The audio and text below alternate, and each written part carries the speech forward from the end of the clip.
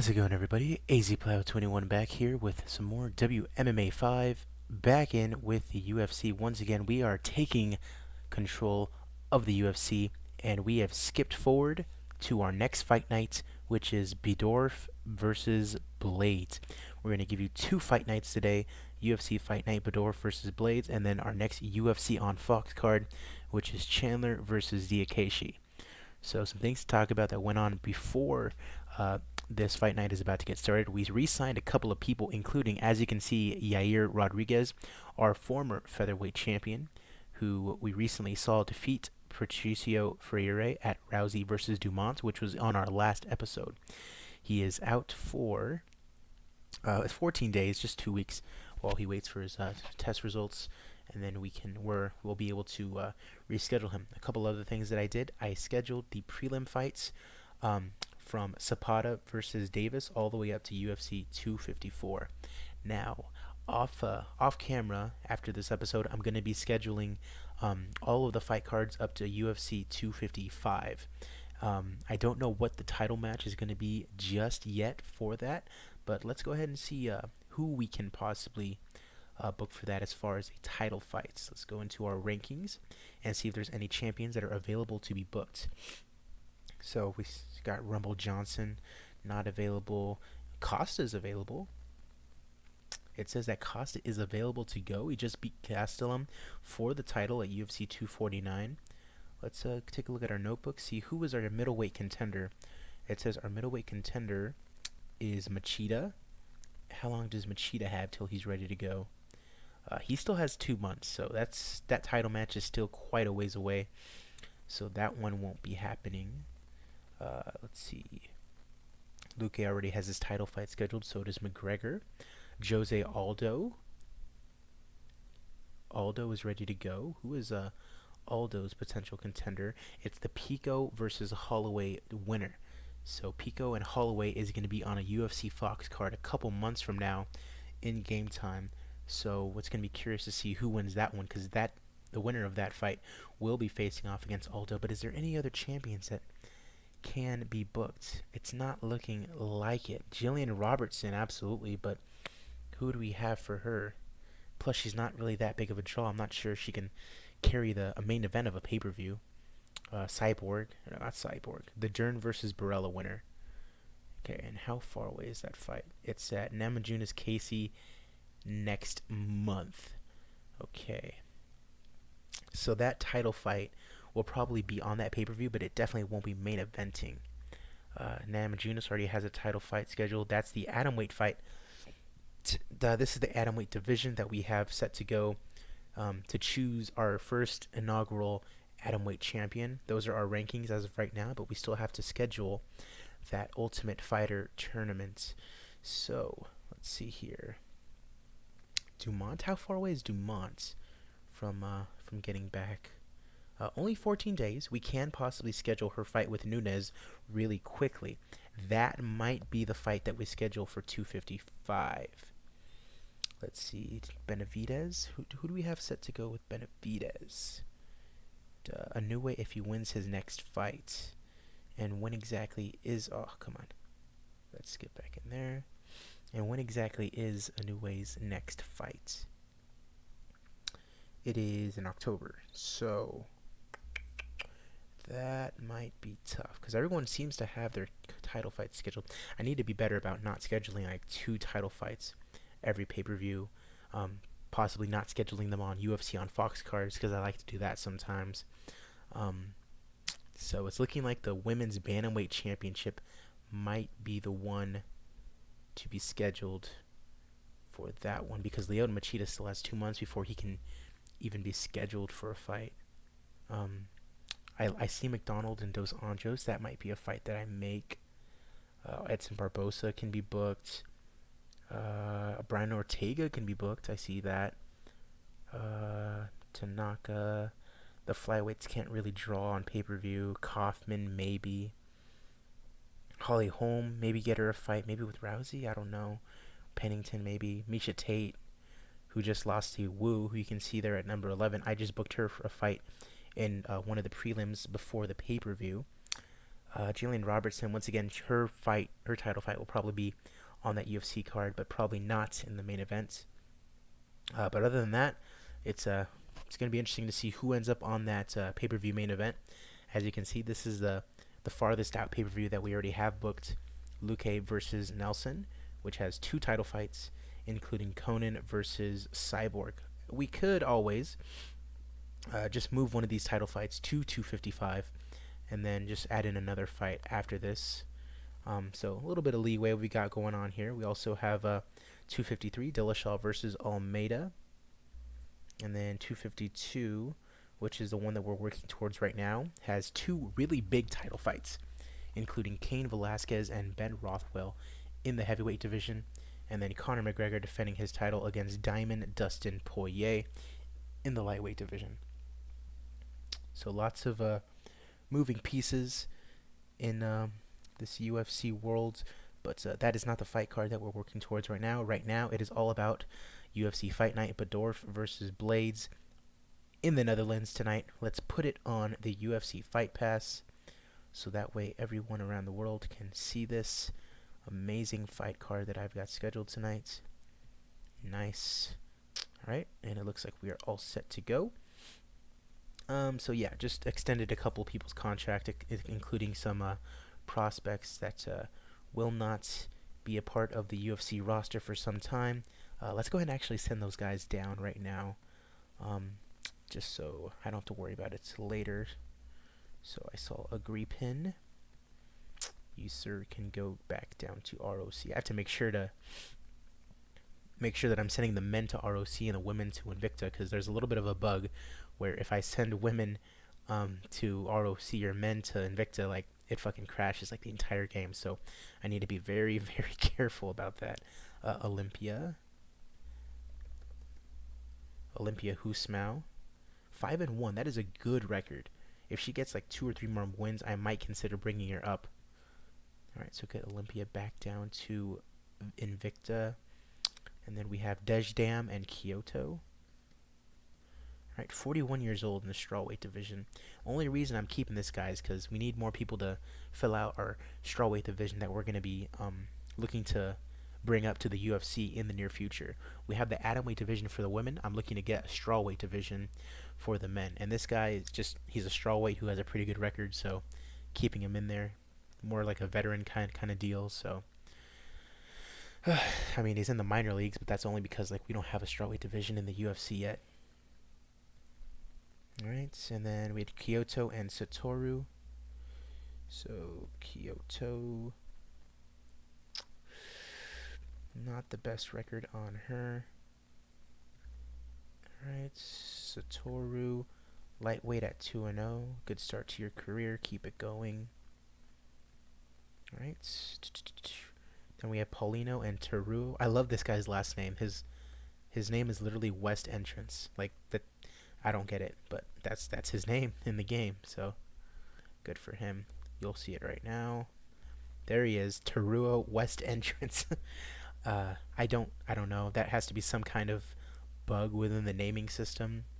It has something to do with this Modern Warriors mod, because I highly doubt that people in Japan are naming their people West Entrance. Nonetheless, he's a part of our strawweight division, even though it says atom weights. He's a part of our strawweight division down there. Alright, so we got West Entrance in there, and then Lane and Lena. A 5-0 strawweight. See, this is a guy that I can build around our new strawweight division instantly. He's been with me the entire way. Started him down in Invicta when it was both men and women, 2 wins. When ROC came about, boom, he's still gotten 3 more wins. He's 5-0.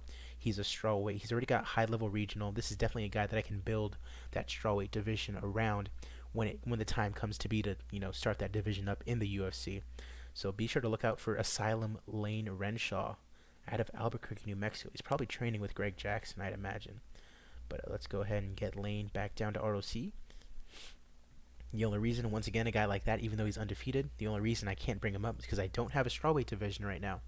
And the reason I don't is because it'd be kind of silly to just start a strawweight division with nobody in it, or like with a bunch of no names, you know what I mean? you gotta make sure that there's well-known people in that division, so that way it's seen as prestigious. You know what I mean? So a guy like Renshaw, in the near future, he'll have a little bit of name value, so people will go, okay, yeah, there's definitely guys to look out for in the strawweight division. So that is the reason I have not introduced the strawweight division, but be sure to look out for it. And then there was also Lena, 3-0 bantamweight. Nice prospect to look out for in the near future, I'm sure. Right, so all of those prospects are sent down, and now we can work towards our fight night. And I think we are ready to go. Remember, only fights that we are showing are the main ones or the main events. So that means that we're going to be showing just BEDORF versus Blades in its entirety. Alright, so the first prelim is Tyson Griffin taking on Rashid Magomedov. And our winner is Magomedov with 22 rounds, 22 seconds into the first round, knocks out Tyson Griffin. Unbelievable. Improves his record to 22-6. And he wants Alex Reyes next. Interesting. Next we got Richie Whitson taking on Joaquim Silva. 15-8 versus 12-4. I'm going to take the younger Silva. I think his jiu-jitsu might be a little bit too much. And I am wrong, as it was a split decision, and Whitson takes it. 35-year-old getting his 16th win, and he has a nice little interview post-fight. Next, it's Ronaldo Candido taking on Bontorin. Looks to be in the flyweight division. 7-4 versus 10-4. It's favoring Candido, so I think he might end up winning. As he does, Candido gets the win, improves to 8-4. Has a nice post-fight interview. Next is Mateus Adamas Matos taking on Andre Saukamphath. Even fight, 13-2-1 versus 15-6. 28-year-old versus 31-year-old. I just think that record in the Muay Thai, I think it's going to be a little bit too much. I'm going to take Matos in this one, as, yep, he defeats Saukamphath via a knee bar in the first round. Nice. That jiu-jitsu coming in good handy. And Matos wants to party. Alright, we got Pedro Munoz taking on Patrick Williams. Patrick Williams was actually at the UFC Fight Night that was here in Arizona. Quick little fun facts. It was a really good show. I enjoyed it. Once again, I work at the arena, so I was able to kind of not see it for free, get paid to see it basically, but it was a lot of fun. But I'm going to go for Williams here, just hope that he wins, but he probably is going to end up losing, as he ends up getting guillotined in the second round by Munoz. It was a fantastic fight, apparently. Good job to Pedro Munoz. Highlights it as an amazing fight and says, "This is why I love MMA." Good for Pedro, as he gets his 12th win. Next is Matthew Lopez, who was also on that UFC fight card in Glendale, against Walel the Gazelle Watson. 11-6, taking on 17-11. Heavily favored is Watson. 4 inches taller. I'm going to take him as well, as the Gazelle Watson defeats Lopez in the first round via TKO. Alright. Watson thanks his team. And we have our first women's match of the evening. Gina Danger Mazzani taking on the blonde fighter Caitlin Chukagan. Favoring Chukagan, and I think she might win. 8-3, taking on 12-4. 3-inch height difference for Chukagan, and I think she might take this one. And yep, Chukagan wins in the bantamweight division. Split decision though, so good job to Mazzani for keeping it close. But Chukagan gets her 13th win of her career, and says she wants to fight Irene Aldana, who I believe is like 17th ranked in the bantamweight division, so that would be an interesting fight to come up with. We have our main card opening with our former women's flyweight champion Nico Montano taking on Sheila the German Tank Gaff. It looks to be a very, very even fight. I think simply because of the experience, I'm going to take Gaff. Although from Arizona, I am cheering a little bit for Montano, and she's had a little bit of a fall from grace, I believe, Montano. As you can see there, beat Modafferi for the title, and then immediately lost it to Montano, but then Montano got stripped of it because of, I think she got popped for drugs. Won her comeback fight against Jessica Rose Clark, and then lost to Christina Marks. This was a part of that tournament to decide a new champion. Then lost her next fight against Yankova, beat Shauna Dobson. That leaves us where we are here. So Montano looking to get back into it against Gaff, and we'll see if she's able to do so. And it's unfortunate for Montano. The 27-year-old sees her record drop to 6-5-1, following a third-round TKO to Sheila Gaff. Gaff improves to 16-8, and the 30-year-old is looking good in her career going forward.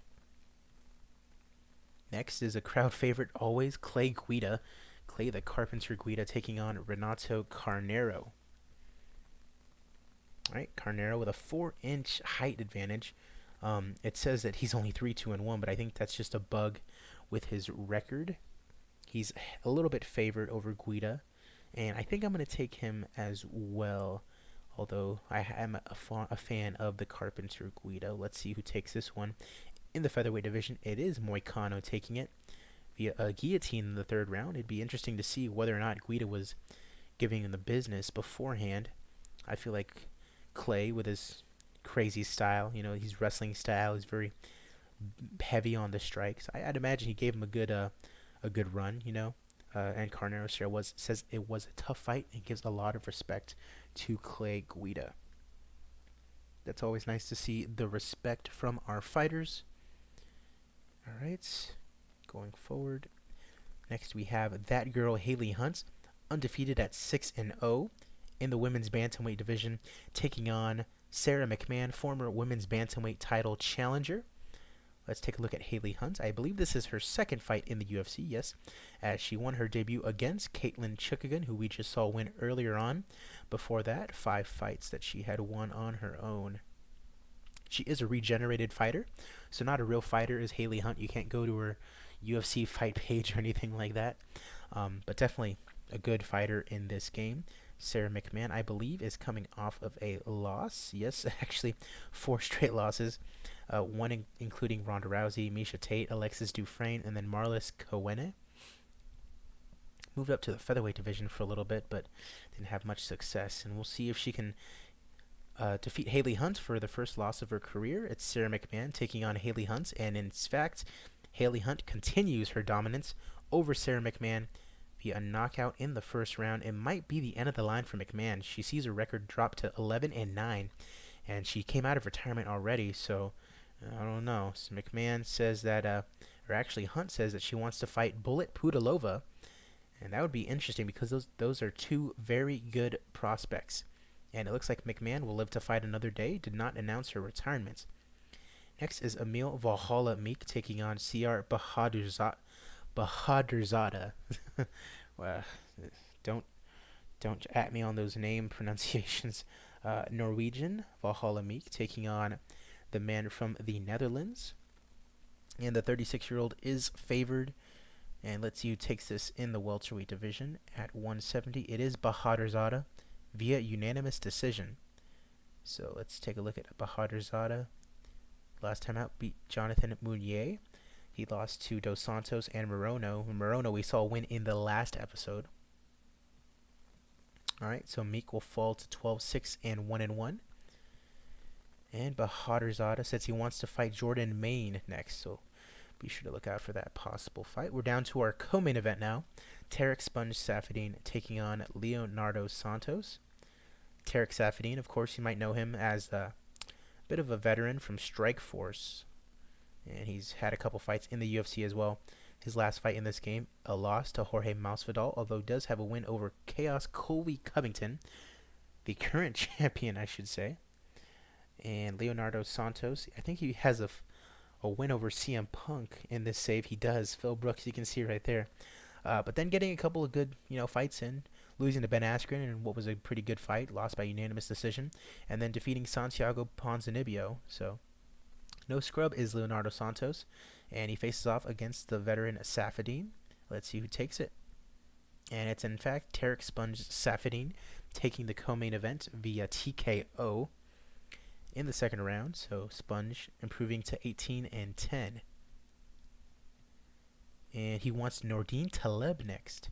So be sure to look out for the Belgian Saffiedine in the near future. And we are here at our main event. It is the KSW superstar Carol BEDORF taking on Curtis Razor Blades, who is in real life very hot, coming off an absolute thrashing of Alistair Overeem. I don't know if you saw, if you haven't seen his highlight reel from that fight against Overeem, be sure to look for it. He absolutely bludgeoned Alistair Overeem, the man who dominated Brock Lesnar. So in real life, be sure to look out for Curtis Blades. He's a massive, massive prospect. But this is the main event of the evening. It is Karel BEDORF taking on Curtis Razor Blades. Blades coming in at 12-2-1. BEDORF coming in 16-5. I'm going to take Blades, as the bookies are as well. 1,150 points at the favor to him. So let's see if the young man from Chicago, Illinois can get it in the heavyweight division. This is our main event. Let's take a look and see what's going on here. Yves Levine is our referee as we begin round 1. Nothing really doing in the beginning of the round. BEDORF looking for some punches. Blades going for a takedown. He gets it. The wrestling proving submission. Oh no. What? Oh wow. Unbelievable. So it said BEDORF has some jiu-jitsu in him, but Blades, with like a minute 45, as you can see there, gets a quick takedown in and gets the leg lock locked in on BEDORF, and Curtis Razor Blades is your winner via first round submission. So a great showing for the 29-year-old, getting a win on a main event, as he thanks his fight team for the help.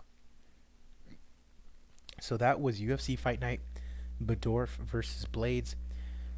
Nearly 1,200 people showing up in the Netherlands. 73 critical rating, 69 commercial rating. That's okay. We're going to have some slightly fight cards. So all that matters is that our pay-per-view cards draw. A little popularity decreases. That's okay. We'll get it back for the pay-per-views. So the submission of the night going to Curtis Blades. Fight of the night is Bahadurzada and Meek. This looks like it was a pretty good one. And then Haley Hunt getting knockout of the night over Sarah McMahon. So a nice fight card to show you guys. Blades versus BEDORF. And let's go ahead and move forward into our next one, which is our next UFC on Fox card. And you're going to see the fight scheduled for that one really shortly, including one big one between two really good prospects. But once again, let me know down in the comments how you guys are feeling about the save so far. If you have any suggestions or anything you might want to see. Once again, if you want me to give you the info on any fighters that you think might be missing, maybe someone might have retired already or lost like 5 straight and I cut them. You never know. There's so many fighters in this, I can't, in my mind, keep track of all of them. The only one that really springs to my mind is Anderson Silva, who's retired already after losing. Who did he lose to? I think he lost to not Jotko. What's his? I can't even remember. There's so many fighters in this game that things just they just leave my mind. I know John Jones is still on suspension because of drugs, so there's that. But nonetheless, we are done with BEDORF versus Blades, and let's see if there's any really big news that we need to see. Those are the results of our feeder league. Who's this Jonathan Vasante? Not very good. You're not very good either. Anton Berzin, you're not very good either. See, at this point, I kind of have a hold over like all the prospects that are like really good. So it's like there's really no one left for me to sign at this point, other than like actual prospects that, like, you know what I mean, like that I need to look at, especially like the ones that get regenerated at the beginning of the month. So there's really no one for me to look at necessarily. Let's see here.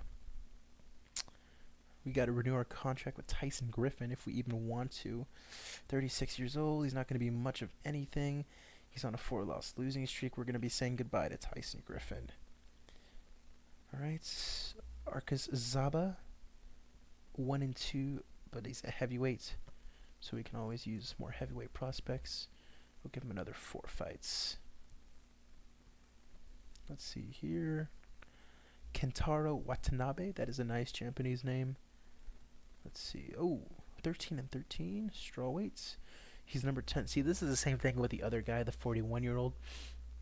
He doesn't have a great record, but he's a strawweight. And as you can see, his last fight, he lost to who I'm sure is a prospect. So he's a body for the prospects to, beat up down in ROC. They're going to gain some experience on this guy. So while he's not going to be much of anything in the near future for me in the UFC, him being down in ROC and taking losses against prospects and building them up is not going to do me any harm. So I'm actually going to re-sign this guy for another 3 fights.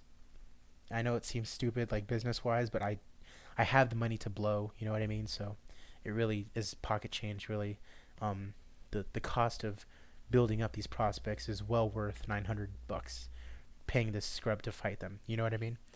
All right, Gunnar Baucom, 0-2 at the lightweight division. Bye-bye. Prospect, you lose your first 2 fights, you're not going to be coming back unless you get like 10 straight wins in your next independent like bookings, and then you impress me. It's a no-go for me. 5-0 with light heavyweight division. Nobusuke Shima, nice. Let's give you another 4 more fights. And if you win those next 4 fights, who knows? 25 years old. Kazuki Jikodu, that is Mark Munoz, but whatever. 4-3. Let's give you another 2 more fights. Mark Munoz looking motherfucker. Right, Tucker Silcox, that's a new regenerated fighter that we're going after. Paul Barrow, coming to the end of his contract. 8-8. I'm not going to re-sign this guy. Carol BEDORF needs to be re-signed. I'm pretty sure he's lost every fight. He's won once. Who has he beaten? He beat Abdurakhimov. But he lost to Rothwell, Ledet, and Blades. I mean, his name value is still pretty high in Europe, so we'll probably main event if we go to Europe, which he just did in the Netherlands, so it's worth keeping him. He's a heavyweight after all. Heavyweights are hard to come by. Right, Bontorin. I believe this guy is rather trash. Yep, he's 0-5 in his UFC career. That is a no-go. We will be saying goodbye to Hario Bontorin. Montano. Now, it still says he's the 15th ranked women's flyweight fighter. And I think we're going to keep her for at least another 2 fights. If she loses both of those fights, we might have to say goodbye to our former champion. That would be a hard pill to swallow. Bahadur Sada, we just saw him win, so that's an immediate contract extension. Give him another 4 fights. But that's crazy. We might be releasing a champion if she loses another fight. That's ridiculous. No one's truly safe. Magomedov, he's coming off a win over Griffin. The 34-year-old will get a nice extension here. Alright, offer that to him. Alright, Carnero, Moicano, we just saw him win his last fight over Clay Guida. So we'll give him a 4-fight extension. Alright, Sheila Gaff, we just saw her beat up on Montano. Part of the reason why we're considering firing the former champion. Sheila Gaff, she's getting up there in age, but we'll give her some more fights. She's ranked number 9 in the flyweight division. She might be in contention for a title shot if she wins a couple more fights. You never know. Alright, so that's all we basically have to do. I'm going to set, after our next fight card, I'm going to set up our next fight cards for the near future. But this is the fight card that we're working towards. UFC on Fox, Michael Chandler versus Mark Diakeshe. And you can see the other fights on the fight card. It's a nice looking card. Junior Dos Santos taking on Sean Jordan. Nick Diaz versus Martin Hitman Campman. Ronnie Marks versus Bradley Scott. And then Levon Makishvili taking on Zabit Magomedsharipov. Magomedsharipov, I believe, is scheduled to fight Yair Rodriguez in real life at the Staples Center card. That should be a really good fight in real life, and that is what we have to look forward to right here. Let's make sure that this is going to be shown on TV. Alright, got it on the Australia market. Put it on BBC, Canal de las Estrellas in Mexico. I've gotten such a good following that I'm able to put it on basically the biggest TV channels in most of the regions, except for I think Japan. I'm not too sure. Yeah, there we go. Oh, there. Nah, Japan is good. We have it on Nippon TV. All right. Rede Globo, South America. Repretel Canal 6. Super Sport HD1 in Africa. Asia TVBS. I think that's it. That is it. Yep. So all of our channels are put up, and we are all set to be on Fox, UFC on Fox, Chandler versus DIAKESE. If you want to take a look at the prelims, there they are, including JJ Aldrich and Christina Marks, Yana Yunitskaya, who has fought for the featherweight title at a point. Yao Zhang Timothy Johnson, maybe some names that you might see there, including Yancy Medeiros. Alright, so that is what we're going towards, and we are going to sim up until that show. And as we sim up and towards the show, like the last episode, I'm going to talk a little bit about the World Cup. As you know, I am a very, very big soccer fan, and I can't believe how my personal team, Mexico, has been doing during this World Cup thus far.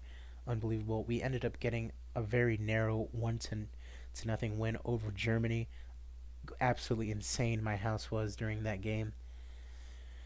Oh, nice goal by Lozano. We were able to get a 2-1 victory over South Korea, although I thought it was stupid of us to concede very late into the game.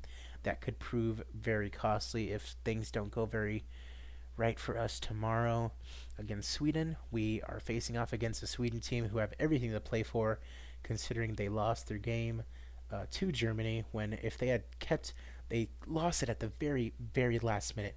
Had they kept that draw with Germany, not only would have Mexico been all the way through, but we would have been able to maybe rest our players, give them a couple of minutes off the bench or something like that. But we would have known that our place in the round of 16 is secure when we don't know that now.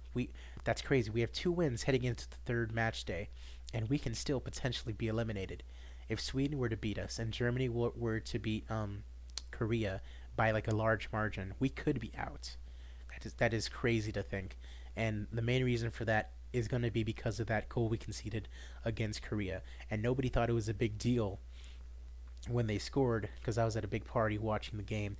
Nobody thought it was a big deal. Like, okay, yeah, they scored, but we're going to still win. Like, yeah, but that's a stupid goal to let up. Mostly because it was completely avoidable. It was a banger from Son. It was an absolute beauty of a goal, but it was completely avoidable. It was at like the last minute. It was just a stupid goal to give up, because that goal could prove to be very costly. Goal differential is everything in the World Cup. Absolutely everything.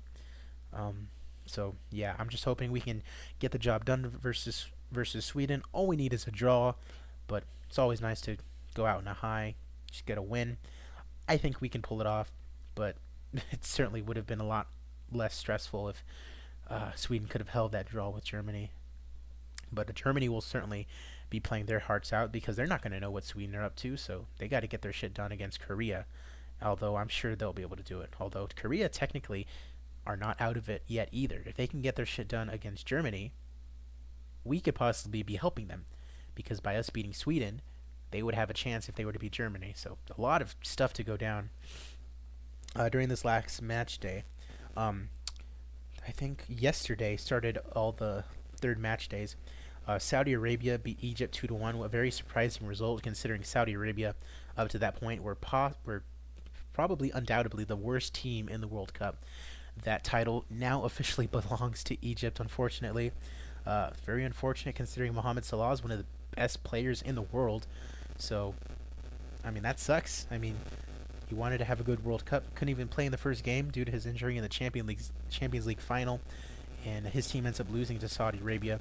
He has a lot of shit going on politically, too, because of him meeting up with, like, the Chechenian prime minister or something like that. Like, they're parading him around, trying to, like, make it look like the Russians and the Muslims are getting along and stuff like that. And I guess it was, like, forced on Salah, and he just wanted nothing to do with it, so he wasn't exactly in the best of moods going into the. It's a lot of stuff to take in. Anyway, Saudi Arabia beat Egypt 2-1. Uruguay thrashed Russia 3-0. So Uruguay top Group A with Russia getting second. Spain tied with Morocco 2-2. A very nice game for Morocco. And then Iran tied with Portugal 1-1.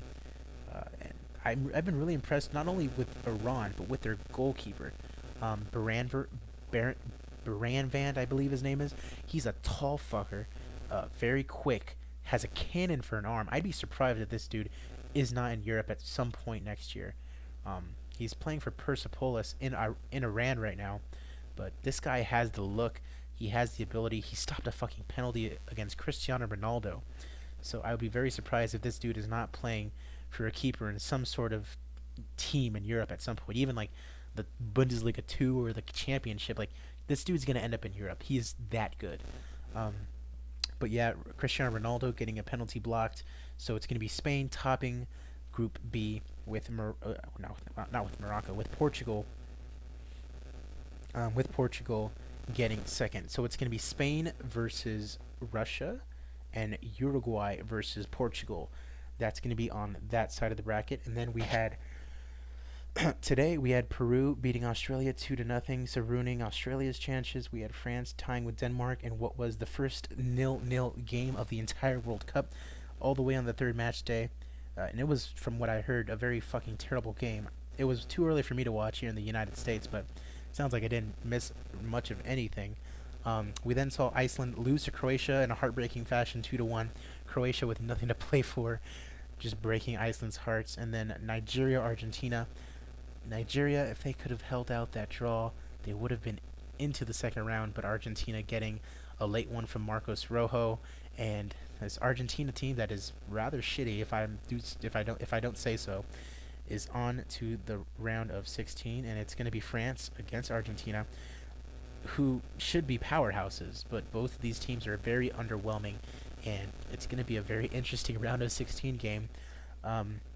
So it's going to be France, Argentina, and then Denmark, Croatia. That Denmark-Croatia game, it's going to be very interesting, although I do fancy Croatia in that one. I do think they'll be on to the quarterfinals. So that brings us to tomorrow, or today I should say. It's already 2 a.m. Mexico versus Sweden, Korea Republic versus Germany, Switzerland, Costa Rica, and Serbia versus Brazil. Switzerland, Serbia, and Brazil all in it in Group D. But that is tomorrow's World Cup. But we still have some WMMA 5 to go on right here. And we are at Fight Night, Chandler versus DIAKESE. And we have some mail. Let's see who we have re-signed. It looks like BEDORF has extended. Montano, Kentaro, Watanabe. So let's get these guys' names on here. Kentaro, Renato, Bahadurzada extended. Nobusuke extended, as did Kazuki. Alright, let's see here.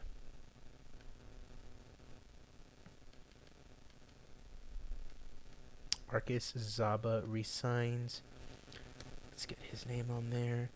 Tucker Silcox has signed. That's one of the new regenerated fighters. Brett Martin signed. I think that's another one of them. Gunnar Nelson has left SBG Ireland. That's interesting. Eileen Hone, another one of those regenerated fighters, has signed. So let's get Eileen on there. Roberta Cool has signed. Cool. Nathan Coy has left, which is fine because he's completely trash. Justin Scoggins needs to be renewed. Let's get this flyweight re-signed. He has a fight with John Moraga scheduled. Let's get you 3 more fights, Justin. Alright, good to go on that one.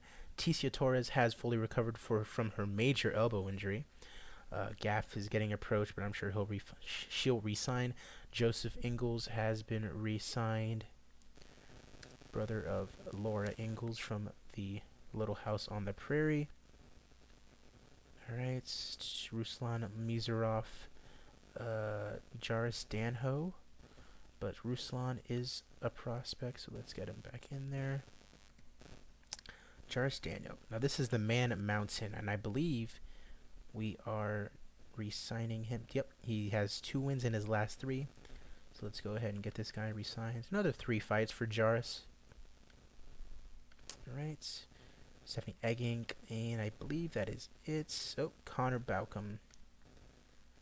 Let's see. Oh, no, that's right. We're going to let this dude go. Alright, so that's all of the emails.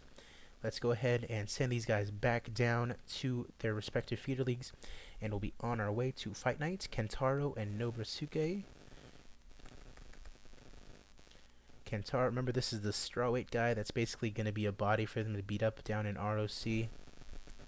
This Nobusuke guy is most definitely not. 5-0 to start out his career, including a couple wins in Pancrase.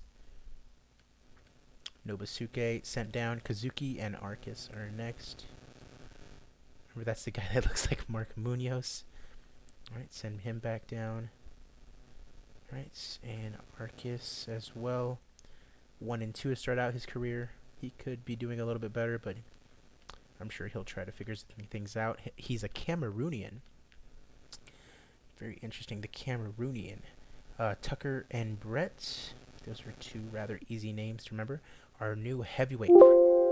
That made a loud sound. Our new heavyweight prospect. Send him down to ROC.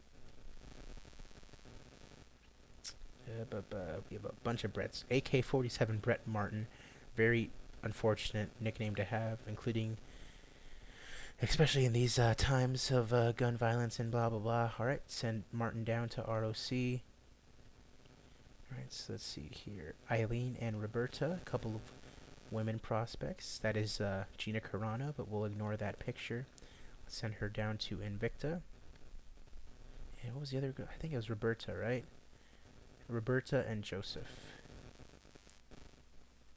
Roberta Cool, 3-0 to start out.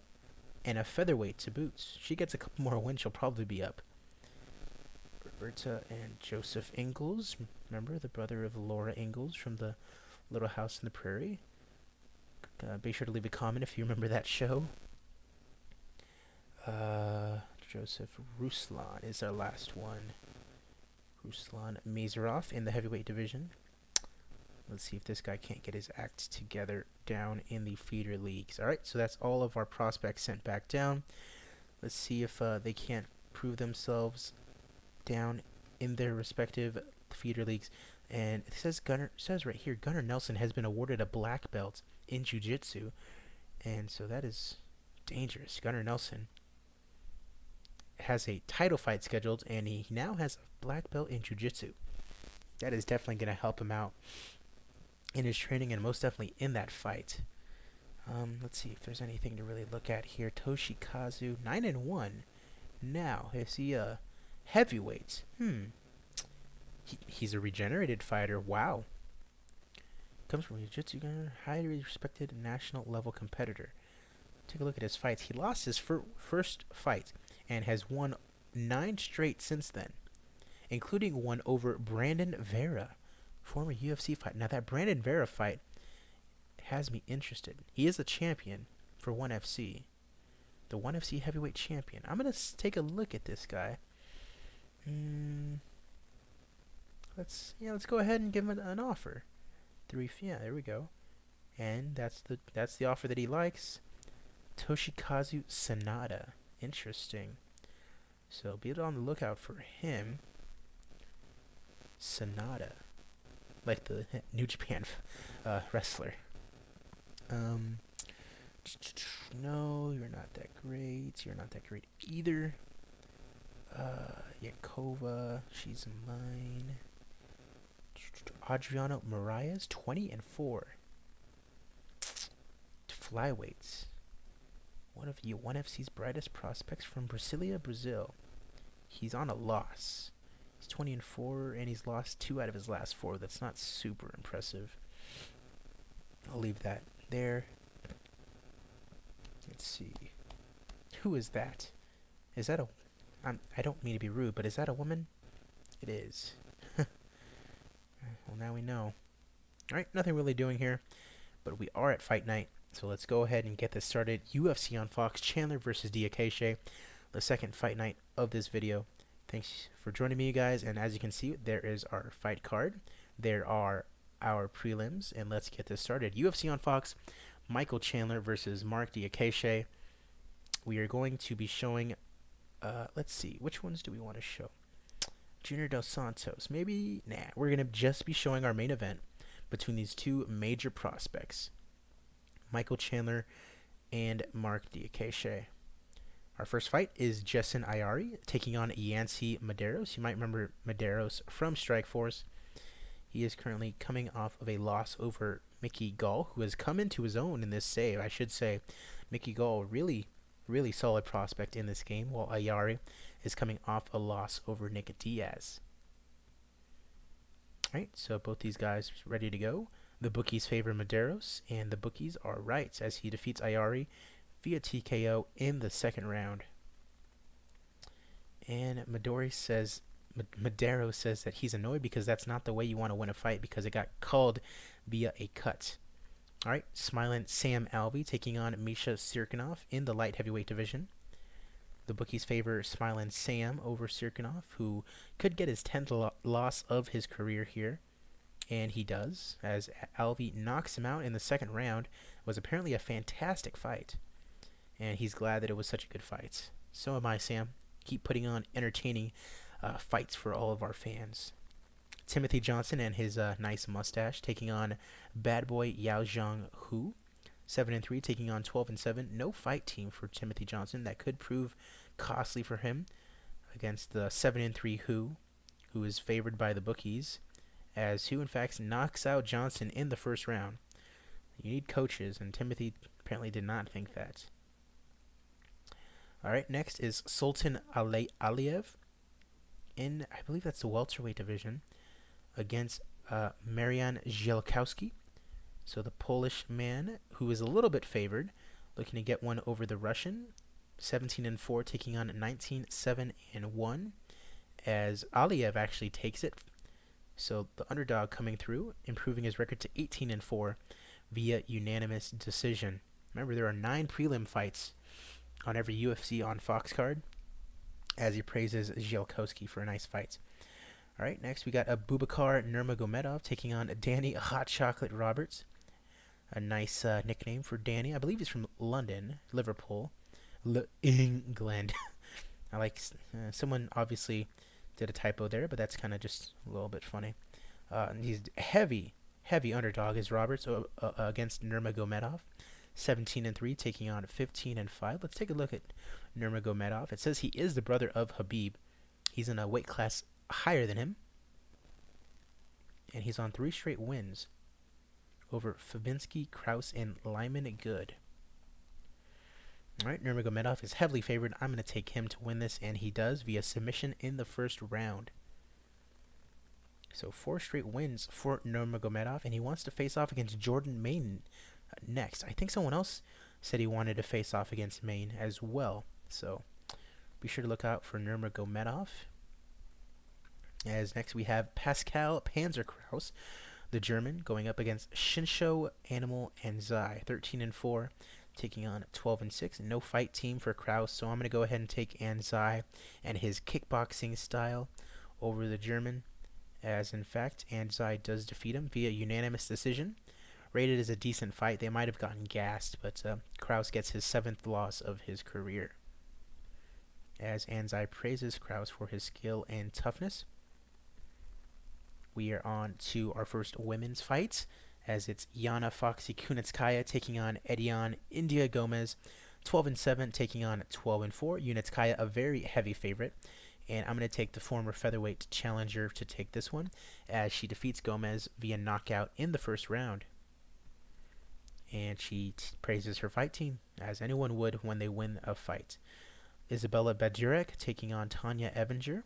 Evinger, this would be her 5th straight loss if she loses this one, which I believe she will against Badurek at the featherweight division.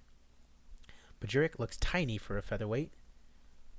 Very strong woman, it says, but we'll see. 8-7 taking on a very veteran 19-9-1 record, but I'm going to take Badurek, even though she's 3 inches shorter. And yep, she gets her by submission in the second round. It was apparently a very good fight, which I am proud of. And the featherweight division coming into its own for the women, and Evinger has announced her retirement from the sport. So can we take a look at Tanya Evinger? We unfortunately cannot. But thank you to Tanya Evinger. She ends her career with a record of 19, 10, and 1. Thank you, Tanya. She lost her last 5 fights, and it's unfortunate. It happens, but thank you, Tanya. You will be missed. Maybe go on to coach a team or something like that. You never know. But Bajurek says it was a fantastic war, and it's undeniable that the camera loves her. I mean, she is a very pretty woman. I'm not gonna lie. But nonetheless, Bajurek improves to 9 and 7. And in our last preliminary fight, JJ Aldrich takes on Christina Marks in the women's flyweight division. 12 and 12 for Marks, taking on 10 and 3. I don't like people who have more losses than wins, so we might see Christina Marks get cut if she were to lose this, which is unfortunate because I believe she's challenged for the title. Yeah, she challenged Dern for the title. She was in the finals of the tournament that I had set up. She defeated Swaits and then Montano. Then lost to Dern, then to Montana, then to Roxana Pruknall. So not a great start for Christina Marks as she faces off against a very game JJ Aldrich, who I've seen a fight from, actually. She, I believe, trains in Colorado. She beat Danielle Taylor, that's right. Lost to Kasem in her first fight, and then has wins against Inoue, Ansarov, Kaylin Curran, and Rin Nakai. Right, so I believe I'm going to take Aldrich in this one, as it's actually JJ Aldrich who knocks her out in the first round. Unbelievable, and she is glad that her punching power is dangerous and puts it down to her natural ability. So now we're on the first main card fight, as it's Levon the Hornet Makashvili taking on Zabit Magomedsharipov. Alright, Makashvili coming off a win over Cole Miller and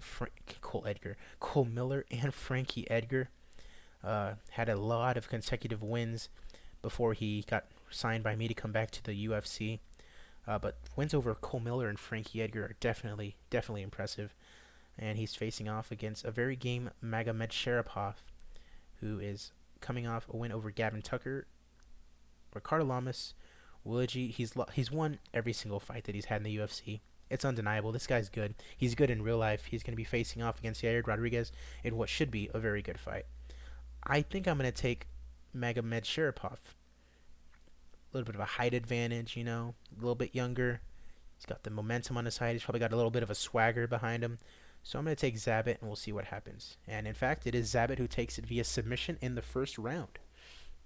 A good fight, but the 29-year-old improves to 21 and 1. And Magomedsharipov proved to be a charismatic interview. Very nice. As we move on to Ronnie Marks taking on Bradley Bear Scott.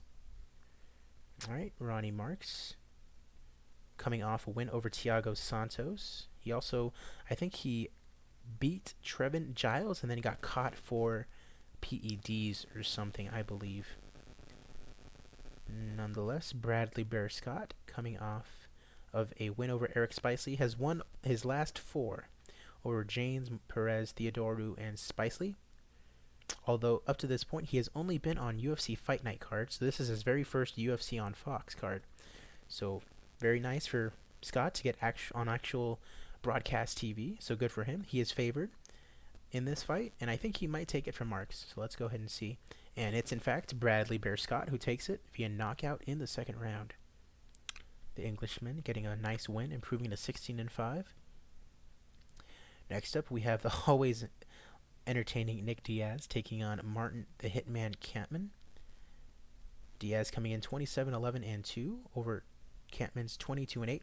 I was able to talk Kampmann out of retirement, and since he has come out of retirement, he beat Mike Perry, lost to Cowboy Cerrone, and beat Leon Edwards. So he's not just a gatekeeper. Kampmann is trying to get at a title shot, as is Nick Diaz, who has lost to Lombard, lost to Giles, and then beat Justin Ayari. So trying to climb his way back into the rankings is Diaz, and this would be a good chance to do so over Kampmann. And Kampmann has no team, so I'm going to go ahead and take Diaz. Via unanimous decision, Nick Diaz wins. He respects Kampmann, praises his toughness. Very nice from Nick Diaz. Next is our co-main events. Junior Dos Santos taking on Sean Jordan. Of course, Sean Jordan of former heavyweights in the UFC. I was able to talk him. Actually, no, I didn't even have to talk him out of retirement. He was already in the game. I signed him after. This is actually his first fight back to the UFC. That's crazy. Has had fights over Josh Burns and Greg Hardy, who's on the Contender Series. So interesting. Sean Jordan's first fight back to the UFC, and it's against Junior Dos Santos, who was coming off 3 straight wins over Josh Barnett, Brendan Schaub, and Roy Nelson. This one could be very, very interesting for Dos Santos should he win. Right, he's heavily favored. I think he's going to take it.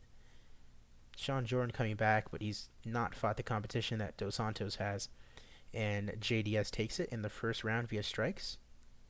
Very nice. So Dos Santos looking to get a heavyweight title shot, and he wants Cain Velasquez. Look at that. He wants him.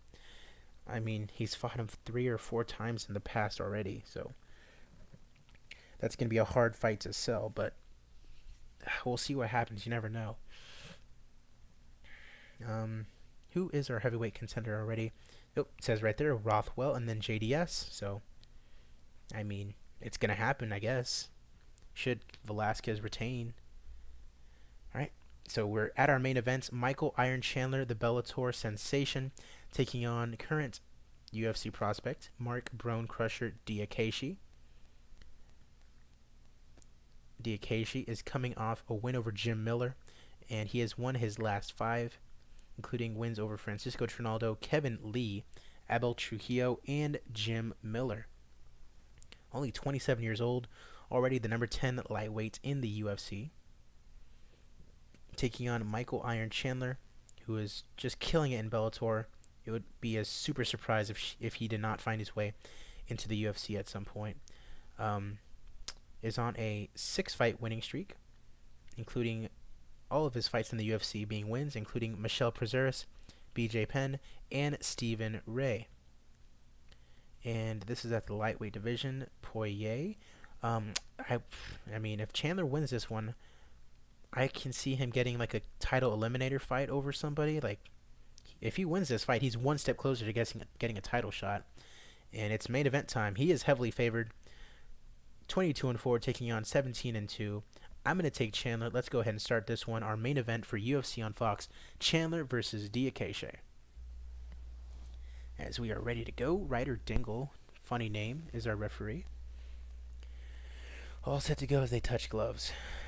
Quick 2-punch combination. Remember, the last main event we just saw, Blades got a takedown in like the first minute, and then quickly got a submission in.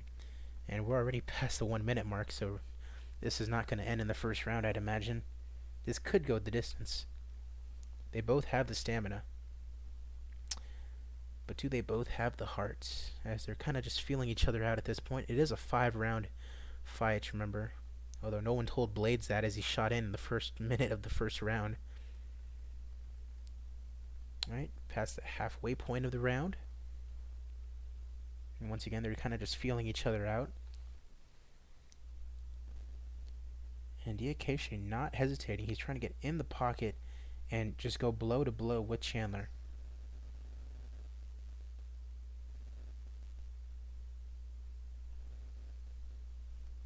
And oh, Chandler falls to the floor. DIAKESE, ooh, saved by the bell. Is Michael Chandler. Unbelievable. DIAKESE got in a heavy shot at the last part of the round, but just wasn't able to finish it. Chandler misses, or Chandler hits the floor. He's been knocked out by Mark DIAKESE. Unbelievable. Let's go ahead and take a look at those last couple of items. So they both move in and engage, and it looked like Chandler missed a right hook and leaves himself wide open to a jab and then a powerful right hook. So boom, hit him with a left jab and then boom with a right hook. That's crazy. So DIAKESE, just with that boxing, as you can see right there, just crushing Chandler, and he just gets knocked out in the second round. Unbelievable. DIAKESE quickly climbing the ladder here in the UFC. Says he has a lot of respect for Chandler, and he sold himself well. That is UFC on Fox, Chandler versus DIAKESE. Be on the lookout for DIAKESE, as he is a very impressive prospect to look out for here in the UFC. Nearly 11,000 in New Jersey, 68 critical rating, but look at that 100 commercial rating. Surely a lot of people were watching that all over the world and saw Mark DIAKESE crush Michael Chandler. This guy is about to get a big popularity boost. And look at the popularity boost that the UFC as a whole gets, including a whole 1% in South America, 1.1% in Russia, 1.1% in Japan, 1.4% in Europe. Just an unbelievable show for us, and an unbelievable way to end our stream. As we see, fight of the night goes to the JDS fight, Bradley Scott. Actually, no, I'm going to knock that out and give it to DIAKESE himself. So DIAKESE gets the knockout of the night, and Magomed Sharipov gets submission of the night. Alright, we made a total of $6.669 million on that show. JDS ended up being the top earner with $261,000. So great way to end our stream. Mark DIAKESE, winner over Michael Chandler. Unbelievable. The two shows that we were able to show you today.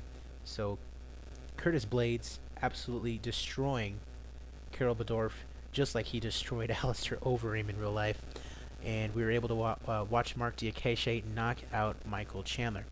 So thank you guys for joining. I'm going to show you the shows that we have coming up on the next episode, and I will leave you guys there.